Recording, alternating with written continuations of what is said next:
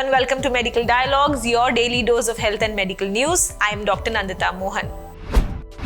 Dietary fiber intake to reduce the risk of incident-disabling dementia.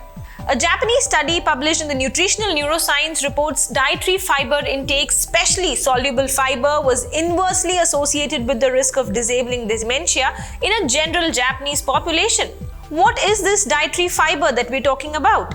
It is a type of carbohydrate that helps keep our digestive systems healthy. The inverse association was more evident for soluble fiber intake and was confined to dementia without a history of stroke. As for fiber-containing foods, potatoes, but not vegetables or fruits, showed a similar association. Atrial fibrillation and stress have a bidirectional relationship.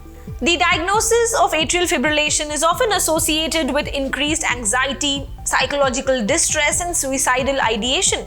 Now, psychological stress is recognized as a contributing factor in atrial fibrillation, both in the initiation as well as the heightening of atrial fibrillation. Now, in a review paper that was published in the JACC Clinical Electrophysiology, potential mechanisms that were linking stress and atrial fibrillation and the possible use of stress reduction in such management are explored.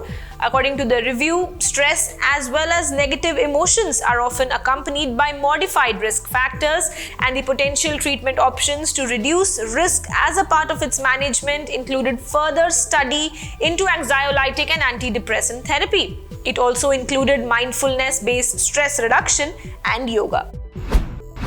Green tea fails to prevent the recurrence of colorectal adenomas. With the positive outcomes of green tea, however, in a recent study, researchers reported that the green tea extract does not protect against colorectal adenoma recurrence. The study findings were published in the American Journal of Gastroenterology. The Miracle Trial, which is minimizing the risk of metachronous adenomas of the colorectum with green tea extract, is a randomized double-blind trial in which the researchers included approximately 900 patients who had undergone removal of one or more histologically confirmed colorectal adenomas. The authors in this particular trial concluded that the green tea extract was well tolerated, but there was no statistically significant difference in the adenoma rate between that of the green tea extract and the placebo group in the whole population. Low birth weight boys more likely to have prediabetes during adolescence. A new survey conducted by the Centers for Disease Control and Prevention, which is the CDC, has found that around 1 in 5 adolescents aged between 12 and 18 years and 1 in 4 young adults aged 19 and 34 years are now living with prediabetes. The condition, prediabetes, is more likely to occur in adolescent boys with low birth weight, according to a recent study that was published in the Clinical Obesity Journal. The findings of the study imply that the adverse effects of low birth weight on glucose homeostasis could be manifested very early in life.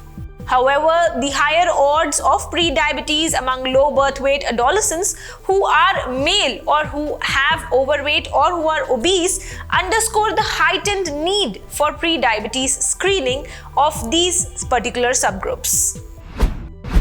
Blood pressure control in early premenopausal women, a problem. A new report points out that the gap in the awareness, treatment, as well as the control of hypertension in premenopausal women. It was found that the lack of awareness of their hypertension in 23%, ineffective treatment was in 34%, and lack of healthcare access was 43%. All these being one of the major risk factors. Now, raising awareness, empowering women, and delivery of guideline concordant care will definitely help the premenopausal women gain control of their blood pressure levels. That's all for today. I shall see you tomorrow. Never miss a medical update from Medical Dialogues. Like, subscribe, and press the bell icon.